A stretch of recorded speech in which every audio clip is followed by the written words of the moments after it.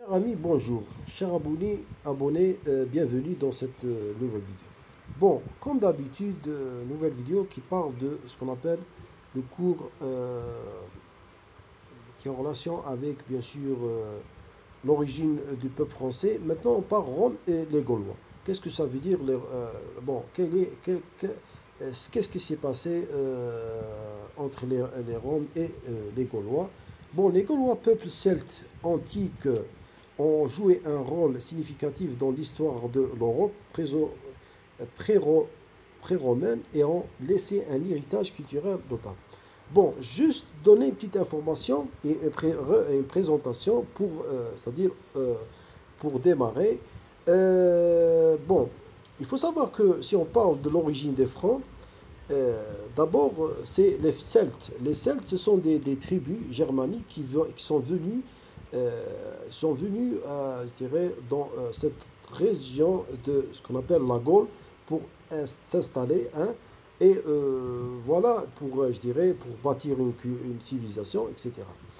Et voilà, ça c'est le début, d'accord? Alors, entre Rome et Gaulois, c'est-à-dire que le fait que les Gaulois les Celtes, ils sont venus et devenus avec le temps, ils sont devenus des Gaulois, sont devenus Gaulois par rapport à, c'est-à-dire à la région. Alors, dans la période où, je dirais, la Rome était à son apogée, alors il viendra, je dirais, est venu un jour où, je dirais, c'est-à-dire la collision ou bien ce qu'on appelle la conquête des Romains qui a bien ce qu'on appelle la soif à conquérir des territoires, euh, cette soif qui circule dans les veines des Romains et des tyrans romains qui voulaient, je dirais, conquérir le monde. Ils ont mis ou bien ils ont zoomé, ils ont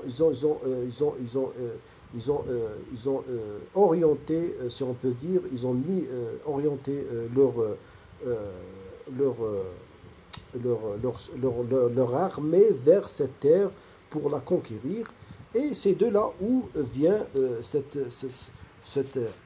collision, ou bien ce affrontement entre Gaulois et Roms. C'est ça. Les Gaulois, peuple celte, à l'origine, ont joué un rôle significatif dans l'histoire de l'Europe pré-romaine et ont laissé un héritage culturel notable. Donc ça c'est un début. Origine des Gaulois. Les Gaulois étaient un groupe de peuples celtes qui habitaient une grande partie de l'Europe occidentale et centrale, comprenant des régions de ce qui est aujourd'hui la France, la Belgique, la Suisse, Luxembourg, l'Italie du Nord et certaines parties de l'Espagne. Les origines de Gaulois remontent à l'âge du fer. Hein, parce que, c'est-à-dire, lorsqu'on dit l'âge du fer, c'est-à-dire, on parle des Celtes. Hein. Les Celtes, c'est-à-dire, c'est ça leur origine. C'est très, très, très ancien. Et leur civilisation s'est épanouie c'est-à-dire, le 8e siècle avant notre ère et le 1er siècle de notre ère. C'est-à-dire par rapport, c'est-à-dire avant notre ère, c'est-à-dire avant la naissance de Jésus, et de notre ère, bien sûr, c'était après, d'accord? Voilà.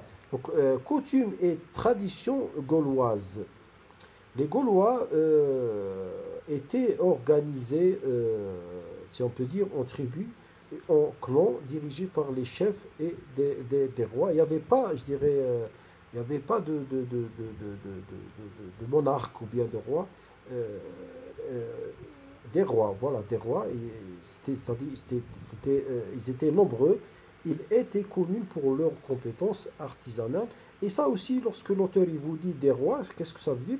Ça veut dire que les Gaulois ou bien les Celtes étaient une civilisation, une grande civilisation qui exige que ce peuple doit régner, je dirais, c'est-à-dire voir l'ampleur et la masse et le nombre de ces peuples, un seul roi, il ne pouvait pas régner sur tout le monde. Alors c'est pour ça qu'il y avait des rois. Ils étaient connus pour leurs compétences artisanales, produisant des bijoux, des armes et des objets en métal et en céramique.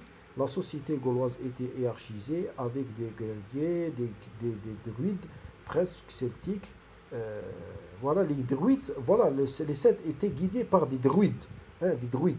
Si on peut dire les rois druides, prêtres celtiques et des artisans spécialistes. Les Gaulois vénéraient une panthéon. Ils étaient politiques, ils n'étaient pas monolithiques. Ils vénéraient des dieux. Ils avaient aussi un panthéon, hein, qui rassemble des dieux et des déesses. Et les druides jouaient un rôle essentiel dans leur religion. Les druides, c'est à l'équivalence à, je dirais, des prêtres ou bien des pasteurs, la justice et la préservation du savoir. Mais je dois ajouter quelque chose de très important, que les Celtes, c'est eux les premiers qui ont construit ce qu'on appelle le char, les chars à quatre roues. Et aussi, ils ont construit, ils ont inventé ce qu'on appelle le savon utilisé dans, c'est-à-dire actuellement, dans c'est-à-dire la toilette, etc. Et voilà, c'était des inventeurs et des gens génies. Et tout ça, on le doit vraiment. La littérature gauloise, ils avaient aussi une littérature. Euh, les Gaulois n'avaient pas de système d'écriture propre, ce qui signifie que la majeure partie de leur histoire et de leur culture est parvenue jusqu'à nous par le biais de témoignages romains et autres sources extérieures.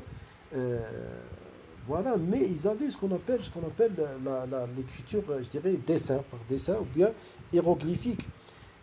Des bas-reliefs, voilà, il est probable qu'il ait eu des traditions orales et des brades et raconté des épopées et des histoires, etc. Art de guerre de Gaulois. Les Gaulois étaient des guerriers féroces et bien entraînés, comme connus pour leurs compétences au combat. Ils portaient des armures en fer, maniaient des épées, des lances et boucliers et avaient une expertise dans les tactiques, etc., etc. Je ne sais pas si il est mentionné le guerrier gaulois qui a défié César, qui porte le nom, je crois, j'ai oublié le nom, qui porte le nom de euh, Gitorix, voilà, Vercingetorix, voilà, qui a défié César. Rome et Gaulois, la conquête de Gaule par Jules César au 1er siècle avant notre ère a marqué le début de la domination romaine sur Gaulois. Cette période a vu une transformation significative. D'accord, d'accord, d'accord. D'accord. La campagne de César en Gaule. Voilà. Jules César, un général romain ambitieux, a mené une série de campagnes militaires en Gaule. Voilà, ça c'était c'est-à-dire la date importante c'est-à-dire par rapport à ce qu'on appelle la Gaule romaine. 58 à 50 avant notre ère, l'une de ces raisons majeures de cette entreprise était le désir de César d'accroître sa puissance et sa renommée. On a parlé de ça, la conquête du monde par les Romains, et la soif à la conquête, les conflits avec les tribus gaulois ont fourni opportunité, d'accord, et combattu et vaincu à tribus gaulois, y compris les Helvètes et Scots. Bon, le nom du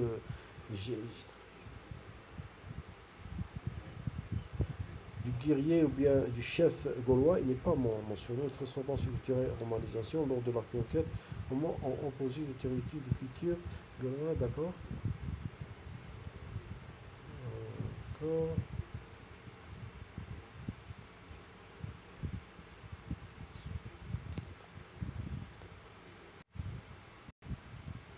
Voilà, j'ai trouvé le nom parce que j'ai oublié le, dans des minutes. Ce nom de Vercingetorix, le chef des Gaulois qui a défié César, euh, mais malheureusement il a été battu par César et conduit à Rome, puis exécuté. Euh, il marque la fin de ce qu'on appelle la Gaule, et c'est de là où commence, je dirais, l'ère de la Gaule romaine. C'est de là. par la défaite de Vercingétorix par César. Romanisation des Gaulois. Maintenant, la romanisation des Gaulois. La romanisation était le processus par lequel les Gaulois ont été assimilés dans l'Empire romain. Elle a impliqué l'adoption de la langue latine, du droit romain, des coutumes et de la religion. Et les Romains ont construit des routes, des aqueducs et des bâtiments publics et des villes favorisant l'urbanisation. La romanisation en Gaule a été processus accompli et façonné une société gauloise sur influence romaine. Bon, la romanisation, ça vient avec bien sûr l'application des lois romaines c'est-à-dire dans cette région et sur ces peuples gaulois, on doit les impliquer, on doit les aider à s'intégrer par la force ou bien par, je dirais, cette époque, c'était la force comment dirais-je, l'ordre et la force c'était le langage, je dirais, seul langage, si on peut dire. Et voilà, les Gaulois, ils sont devenus des Romains avec le temps. Ils ont acquis les traditions et les traditions, ils ont respecté la loi, ils ont acquis la langue, etc. Et ce qui est remarquable pour les Romains, c'est qu'ils ont attribué la langue latine, et c'était toujours la langue, je dirais, parlée dans cette période. Voilà. Bon, vous avez un texte, les Gaulois selon Jules César, croyances et mœurs. J'ai terminé le cours. Merci de votre attention, mes amis. On a expliqué Rome et les Gaulois. Merci de votre attention. Je vous donne rendez-vous pour une deuxième ou bien une autre vidéo. Merci et à la prochaine.